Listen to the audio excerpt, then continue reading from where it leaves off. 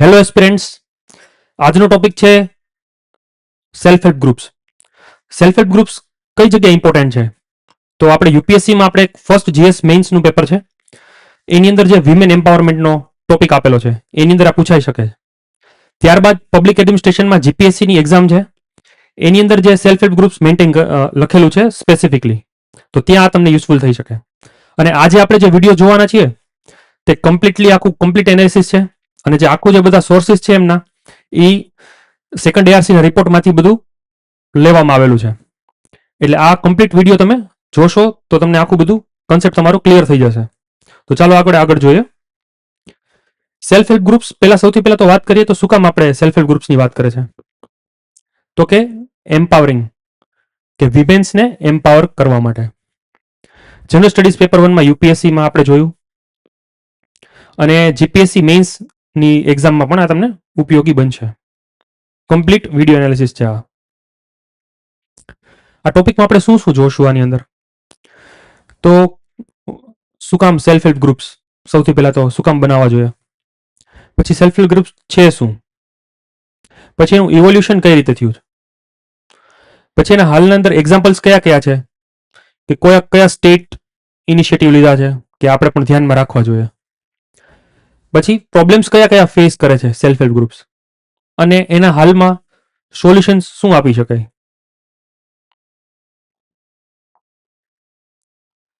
હવે સ્ટાર્ટ કરીએ કે શું કામ વિમેન અને ડેવલપમેન્ટ આ બેનું એક કો રિલેશન છે.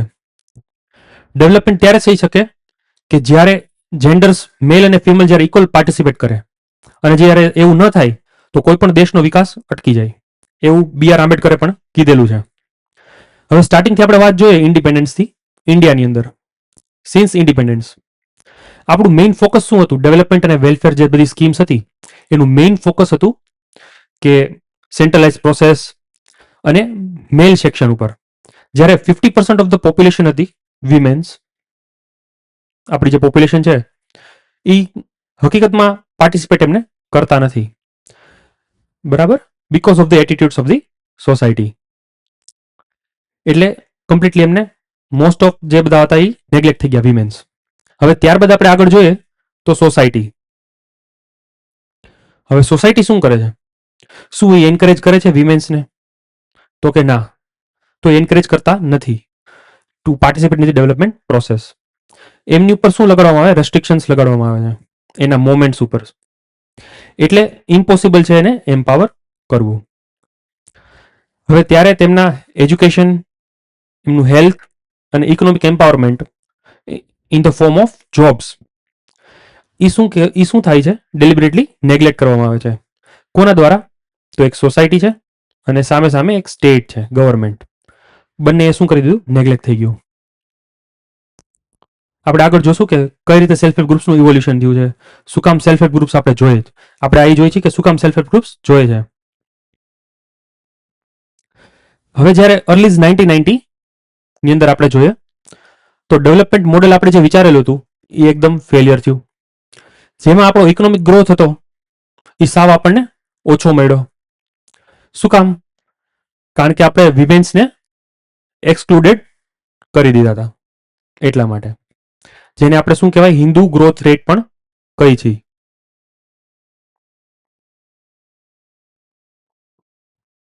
હવે 1980s ઘણા બધા રિસર્ચ થાય છે.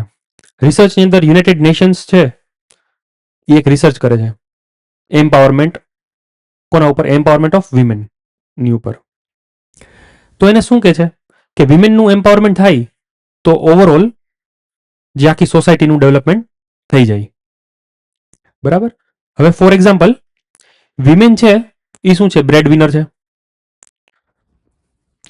હવે ઇન ઓલ લાઇવલીહુડ, હવે જે બધી કમાણી કરે છે એ ક્યાં સ્પેન્ડ કરશે વિમેન્સ? એની એન્ટાયર જે ઇન્કમ છે એ પોતાના મેમ્બર્સ માટે સ્પેન્ડ કરશે. હવે જ્યારે આપણે સામે જોઈએ મેલ મેમ્બર્સ, જે મેલ મેમ્બર હોય, મેલ પર્સન, એ બ્રેડ વિનર છે, તો એ ક્યાં સ્પેન્ડ કરશે એના રૂપીસ? ખાલી પોતાના ફેમિલી ઉપર, બરાબર. અને જ્યારે વિમેન્સ હોય, સોરી મેલ હોય, એ એટલું બધું સ્પેન્ડ નહીં કરે પોતાના ચિલ્ડ્રન્સને એની ઉપર. જ્યારે વિમેન હોય, એજ્યુકેટેડ હોય, તો હંમેશા આપણે જોવા મળે છે કે ચિલ્ડ્રન પણ બેટર એજ્યુકેશન ચિલ્ડ્રનને મળે. વાઇસ વર્સા જ્યારે મેન એજ્યુકેટેડ હોય તેના કરતા. એટલે આપણે જોઈએ કે સિન્સ નાઇધર નો સ્ટેટ નથી સોસાયટી એ પ્રોએક્ટિવ એમ્પાવરમેન્ટ માટે વિમેનના, તો ખુદ વિમેન આગળ આવે છે ફોરવર્ડ થઈને વોલેન્ટરી મેનરની અંદર કે ચાલો આપણે આપણા માટે કંઈક કરીએ. બરાબર, ત્યારે એનો ઇમર્જન્સ થાય છે સેલ્ફ હેલ્પ ગ્રુપ્સમાં. હવે આપણે આગળ જોઈએ કે સેલ્ફ હેલ્પ ગ્રુપ છે શું, એની ડેફિનેશન શું છે. ઇન ધ ડેફિનેશન, હવે જ્યારે ગ્રુપ ઓફ વિમેન હોય એમાં ઓછામાં ઓછા 20 જેટલા મેમ્બર્સ હોય જે રૂરલ એરિયાઝમાંથી આવતા હોય. રૂરલ એરિયાઝમાંથી આવ્યા બાદ એ લોકો ક્યાંથી હોય, વીકર સેક્શન્સમાં હોય, એસસી, એસટી, ઓબીસી, એસીબીસી કોમ્યુનિટીઝમાંથી હોય. ભેગા મળીને નક્કી કરે કે ચાલો વોલેન્ટરી મેનરની અંદર કે ચાલો આપણે પ્રોટેક્ટ કરીએ આપણા અને પ્રોમોટ કરીએ આપણા ઇકોનોમિક ઇન્ટરેસ્ટને. ત્યારે એ સેલ્ફ હેલ્પ ગ્રુપ્સ બને. હવે આપણે આગળ જોઈએ તો ઓરિજિન, આ ક્યાંથી ઓરિજિન થયું, તો એનું ઓરિજિન છે બાંગ્લાદેશની અંદરથી. હવે ત્યાં બાંગ્લાદેશમાં ચેરમેન હતા એક બેંકના, બાંગ્લાદેશ ગ્રામીણ બેંકના, જેનું નામ છે મોહમ્મદ યુનિસ. એ શું છે, નોબેલ પ્રાઇઝ વિનર પણ છે. અને હાલના બાંગ્લાદેશના જેમાં કૂપ થયું ત્યારે અત્યારે પ્રાઇમ મિનિસ્ટર પણ જોવા મળે છે. હવે એનું જે બેંક છે એમને શું કર્યું, લોન્સ આપી. બરાબર, સેલ્ફ હેલ્પ ગ્રુપ્સને જે રૂરલ એરિયાઝમાંથી આવતા હતા એને, અને સબસિડાઇઝ રેટ ઉપર. અને એમને એન્કરેજ કર્યું કે તમે પ્રોડ્યુસ કરો તમને જે ફાવે તે ગુડ્સ અને તમને જે ફાવે તે સર્વિસીસ. અને એ ખૂબ સક્સેસફુલ થયું વર્લ્ડની અંદર. અને એમને રૂરલ સોસાયટીઝ જે હતી બાંગ્લાદેશની એને કમ્પ્લીટલી એને ટ્રાન્સફોર્મ કરી દીધી. અને શું થયું, રિઝલ્ટ શું મળ્યું આપણને, ઇકોનોમિક એમ્પાવરમેન્ટ મળ્યું વિમેનને રૂરલ એરિયાઝની અંદર. તો આવી રીતે એનું ઓરિજિન થયું હતું. પછી આગળ જોઈએ કે ફંક્શનિંગ. હવે કઈ રીતે ફંક્શન કરે છે ઇન્ડિયાની અંદર. હવે રૂરલ એરિયાઝમાંથી મોસ્ટલી સોશિયલ ઇકોનોમિક બેકવર્ડ સેક્શનના સોસાયટીમાંથી આવે છે વિમેન્સ વોલેન્ટરી મેનરમાં અને ફોર્મ કરે છે ગ્રુપ. અને એ ગ્રુપ શું કરશે, કલેક્ટ કરશે બધાના ઇન્ડિવિજ્યુઅલ સેવિંગ્સ હશે, એ ઇન્ડિવિજ્યુઅલ સેવિંગ્સને કલેક્ટ કરશે અને એને શું કરશે, પુલ કરશે એક સાથે. પછી હવે એ જે મની જે રિસીવ થયેલા એમને એમાંથી શું કરશે, એ સ્ટાર્ટ કરશે સ્મોલ સ્કેલ ઇન્ડસ્ટ્રી, જેથી કરીને ડેઇલી કન્ઝપ્શન થઈ શકે. હવે એ શું કરે છે, એ જે બધું એમને જે ગુડ્સ અને સર્વિસીસ અને જેમને બનાવી બધી જે પ્રોવાઈડ કરે છે એ સેલ કરશે નિયર બાય માર્કેટ્સની અંદર. હવે એમાંથી જે પ્રોફિટ મળશે એ પોતાને શેર કરી નાખશે. હવે આપણે જોયું હતું કે એનો ઓબ્જેક્ટિવ શું હોય, આપણે વિમેન્સને જ્યારે ઇકોનોમિક એમ્પાવરમેન્ટ મળે ત્યારે શું થાય, તો કે એડ ફેમિલી ઇન્કમ, એમની ફેમિલી ઇન્કમ એડ થઈ જાય. પછી better standards of living create થાય એના ચિલ્ડ્રન્સ માટે, એજ્યુકેશન, હેલ્થ માટે, ફૂડ માટે વધારે ધ્યાન આપવા માંડે, આ બધી વસ્તુ થાય. તો એનો ઓબ્જેક્ટિવ આ હતો. ત્યારબાદ આપણે જોઈ કે શું પ્રોબ્લેમ્સ ફેસ કરે છે સેલ્ફ હેલ્પ ગ્રુપ્સ. પ્રોબ્લેમ્સ શું ફેસ કરે છે ઇન્ડિયાની અંદર, તો કે સોશિયલ કલ્ચરલ ફેક્ટર્સ. હવે આપણે એક વસ્તુ જોઈએ કે સાઉથર્ન સ્ટેટ્સ, તો સાઉથર્ન સ્ટેટ્સની અંદર આપણે શું જોવા મળે કે જ્યારે મોડર્ન ઇન્ડિયા ચાલુ હતું, મોડર્ન ઇન્ડિયા આપણે જાય બરાબર જાણીએ તો બ્રિટિશરના આવ્યા પછીથી આઝાદી સુધીનું, તો ત્યાં સોશિયલ રિલિજિયસ રિફોર્મ્સ ત્યાં ઇમ્પ્લિમેન્ટ થયા. હવે ત્યાં ઇમ્પ્લિમેન્ટ થયા એટલે વિમેન્સને કેવું સ્ટેટસ મળી ગયું, ઇક્વલ સ્ટેટસ મળી ગયું વિમેન્સને મેનની ઇક્વલની અંદર, જેથી કરીને ઇઝી બન્યું ગવર્મેન્ટ માટે, જેથી કરીને એને સક્સેસ મળી. ગવર્મેન્ટને શું ઇઝી મળ્યું, સેલ્ફ હેલ્પ ગ્રુપ્સ બનાવવા અને આ બધી વસ્તુને ઇઝીલી પ્રમોટ કરવી. હવે જ્યારે એને વાઇસ વર્સામાં આપણે આગળ જોઈએ તો નોર્થન સ્ટેટ્સ, પછી વેસ્ટર્ન સ્ટેટ્સ અને ઈસ્ટર્ન સ્ટેટ્સ. એ શું થાય છે? એ ફેલ થાય છે એનું રિઝલ્ટ ડિલિવર કરવામાં. શું કામ? કારણ કે ત્યાં છે પેટ્રિયાર્કલ સોસાયટી, પિતૃત્વ પ્રધાન, જેનું મોમેન્ટ છે એનું શું કરે? રેસ્ટ્રિક્ટ કરી નાખે. હવે એમને કામ માટે બહુ નહીં જવા દે બહાર, આ તે માટે. શું કામ? કારણ કે એમની સેલ્ફ એસ્ટીમને ઠેસ પહોંચે એના માટે. પણ હાલમાં હકીકતમાં એવું જોવા પણ મળે છે કે શું કામ એ બધું કરતા હોય. દિલ્હીના કેસીસ છે, હાલમાં રોજબરોજ જે બનાવ ઘટના બનતી હોય, તો એમની વિમેન્સ એટલી સિક્યોર નથી સોસાયટીની અંદર. તો એ બધું ધ્યાનમાં રાખીને એમનું રેસ્ટ્રિક્શન એમને લગાડતા હોય છે, જ્યારે સાઉથર્ન સ્ટેટ્સમાં એવું નથી હોતું. પછી ફાઇનાન્સીસમાં શું પ્રોબ્લેમ પડે છે? હવે જે એમને પુલ કરેલા હોય મની, સેલ્ફ હેલ્પ ગ્રુપ્સ, એક તો ડાઉન ટ્રોડન ને એવા સેક્શનમાંથી આવે છે, અને એનું પુલિંગ્સ હોય સાવ એટલે સાવ ઓછું હોય, તો એ બહુ ઓછું હોય, જેથી કરીને ઇમ્પોસિબલ થઈ જાય એના માટે ટુ પ્રોડ્યુસ એની ક્વોલિટી ગુડ્સ ઓર પ્રોડક્ટ્સ. બરાબર. પછી આવે છે illiteracy. Most of the women illiterate હોય, ન એમની પાસે કોઈ સ્કિલ્સ હોય, તો ક્વોલિટી ગુડ્સ કયા પ્રોડ્યુસ કરશે? ક્વેશ્ચન થશે? નહીં થાય. હવે એમની જે ઘર બનાવટની જે બધી વસ્તુ હોય, હેન્ડમેડ પ્રોડક્ટ્સ જ બધી બનશે. હવે કોઈ એટ્રેક્ટિવ માર્કેટ તો મળશે નહીં એમને, અને પ્રોફિટ પણ ઓછો થશે. પછી આગળ જોઈએ તો પ્રોબ્લેમ્સમાં એટીટ્યુડ ઓફ બેંક્સ. બેંક્સ હંમેશા શું કરશે? રેઝિસ્ટ કરશે લોન દેવા માટે. લોન દેવા માટે શું કામ રેઝિસ્ટ કરે? કારણ કે એમનું જે કોલેટ્રલ જે એમને પુલ કરેલું હોય સેવિંગ્સ, એ બહુ ઓછું હોય, એટલે બચકાશે એ દેવા માટે. એટલે એમને કોઈ જાતની કોઈ એમ્પેથી હોતી નથી, સહાનુભૂતિ કોઈ હોતી નથી સેલ્ફ હેલ્પ ગ્રુપ્સ માટે. એટલે એટીટ્યુડ એમનો કેવો હોય? Mostly negative. તો એમને એટલી બધી ફાઇનાન્શિયલ એસિસ્ટન્સ મળતી નથી. પછી આગળ જોઈએ, હવે એમને બેંક પાસેથી નથી મળતું ફાઇનાન્સીસ, તો હવે ક્યાં જાય? તો કે જાય મની લેન્ડર્સ પાસે. બેંક્સ તો ફેલ થઈ ગઈ લોન પ્રોવાઈડ કરવામાં. હવે મની લેન્ડર એમને શું કરશે? આપશે ફાઇનાન્સ. કયા કયા બેઝ ઉપર આપશે? કોઈ વાંધો નહીં, પણ હાઈ રેટ ઓફ ઇન્ટરેસ્ટ. જાજી એમાઉન્ટ આવશે અને હ્યુજ એમાઉન્ટ, અને રેટ ઓફ ઇન્ટરેસ્ટ પણ હાઈ હશે.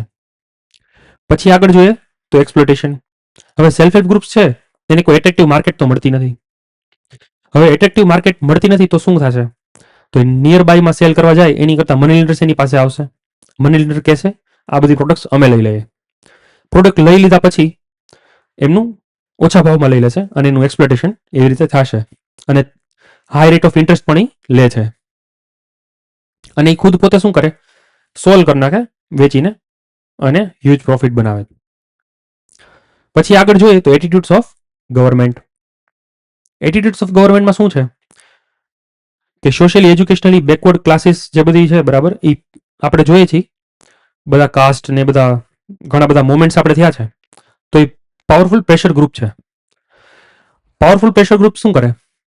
પ્રેશર કરે ગવર્મેન્ટને પોતાના ડિસિઝન્સ, પોતે કેવી રીતે ડિસિઝન્સ લેવા માટે ગવર્મેન્ટને. જ્યારે વિમેન્સ છે એ 50% છે, પણ હકીકતમાં એ એટલું બધું પ્રેશર ગ્રુપ તરીકે ક્રિએટ અને કામ નથી કરતું. તો શું કરે ગવર્મેન્ટ? મોસ્ટલી શું થાય? ઇગ્નોર થઈ જાય. પછી ઇન્ડિયાની અંદર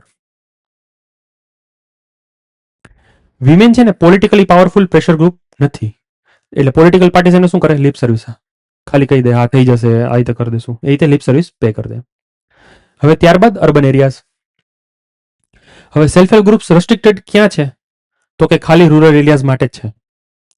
અર્બન એરિયાઝ માટે પણ સિચ્યુએશન આવી જ ઇક્વલી બેડ છે. હવે રિઝર્વેશનની વાત કરી તો આપણે વાત થાય કે પંચાયતમાં 33% રિઝર્વેશન આપ્યું, ઘણી પંચાયતમાં 50% રિઝર્વેશન આપ્યું. પણ એ રિઝર્વેશન જે છે એને રિઝર્વેશનને એમ્પાવરમેન્ટ નથી આપેલું. પોલિટિકલ એમ્પાવરમેન્ટ કયો કે પછી ઇકોનોમિક એમ્પાવરમેન્ટ કયો, કન્વર્ટ નથી થયું. કારણ કે ત્યાં શું જોવા મળે છે કે પતિ સરપંચની પ્રથા જોવા મળે છે. પત્ની હોય તો પતિ સરપંચ તરીકે કામ કરતું હોય, એટલે એવી બધી વસ્તુ છે. રિઝર્વેશન પણ એક રીતે નથી કરી શક્યું ડિલિવર રિઝલ્ટ. પછી સોલ્યુશન. તો હવે આપણે સોલ્યુશન લેવું હોય, બરાબર, તો શું સોલ્યુશન છે એના માટે? તો આપણને સોલ્યુશન મળશે સેકન્ડ એઆરસી રિપોર્ટમાં. સેકન્ડ એઆરસી નો રિપોર્ટ કયો? તો સોશિયલ કેપિટલ રિપોર્ટ છે, એમાંથી આ બધી વસ્તુ લીધેલી છે. તો એ એક્ઝામ્પલ આપે છે મોડલ. તો એ વાત કરે છે આંધ્રપ્રદેશની. હવે ત્યાં શું વાત કરે છે? મિડ 1990s ની અંદર આંધ્રપ્રદેશની અંદર ત્યારે સ્ટેટ ગવર્મેન્ટ શું એની ઇનિશિયેટિવ લે છે, સેલ્ફ હેલ્પ ગ્રુપ્સને કઈ રીતે આપણે પ્રમોટ કરવું. ત્યારે 1990s ની અંદર જોયું ને, સાઉથની આપણે વાત થઈ હતી. અને બરાબર નોન એઝ DWCRA ગ્રુપ. શું નામ છે? Development of women and childrens in rural areas. હવે ગવર્મેન્ટ શું કરે છે?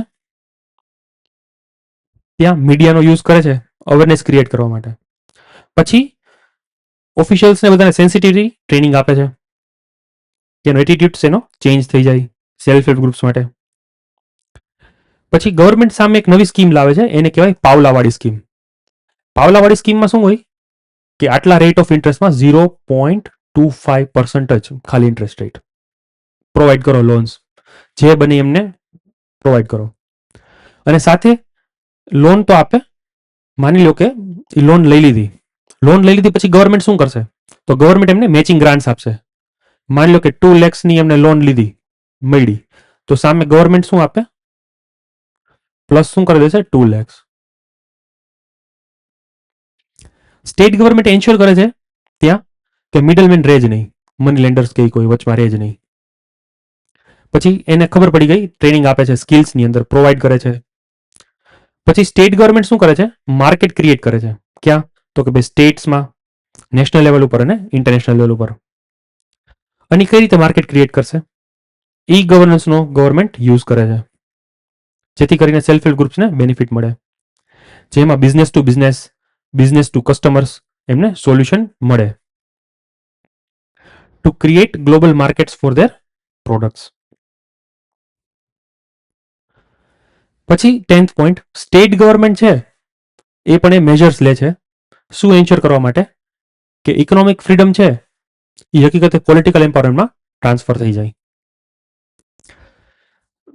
કઈ રીતે ઇકોનોમિક ફ્રીડમ છે એ કઈ રીતે પોલિટિકલ એમ્પાવરમેન્ટ ટ્રાન્સફર થઈ જાય એ આપણે જોઈએ આગળ.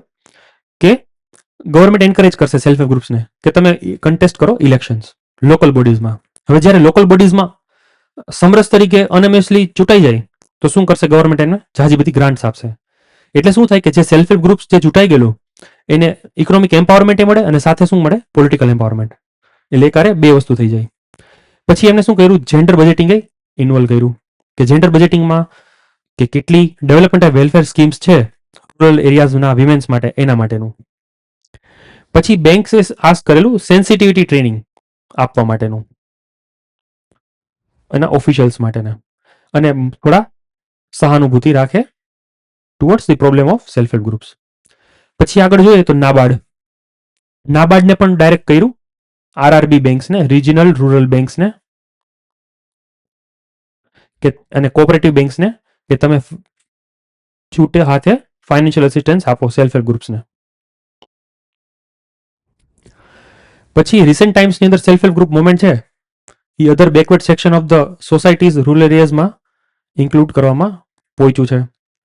અને સેકન્ડ એઆરસી કહે છે કે સેલ્ફ હેલ્પ ગ્રુપ્સને ઇફેક્ટિવ બનાવવા માટે હવે એમને શું કરવું જોઈએ? અર્બન એરિયાઝમાં પણ લઈ જવું જોઈએ.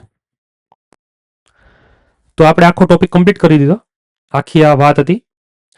હવે નવા જે બધા વિડીયોઝ બધા આપણે મૂકતા રહીશું, પણ એક હેલ્પ એ જ હોય છે કે તમે ચેનલને લાઇક, શેર અને સબસ્ક્રાઇબ કરી દો, જેથી કરીને એક મોટિવેશન મળે અને તમને એવા જોરદાર કન્ટેન્ટ સાથે તમને બધી વસ્તુ અમે પ્રોવાઈડ કરી શકીએ. સો થેન્ક યુ, અને નેક્સ્ટ વિડીયોમાં આપણે પાછા મળીશું.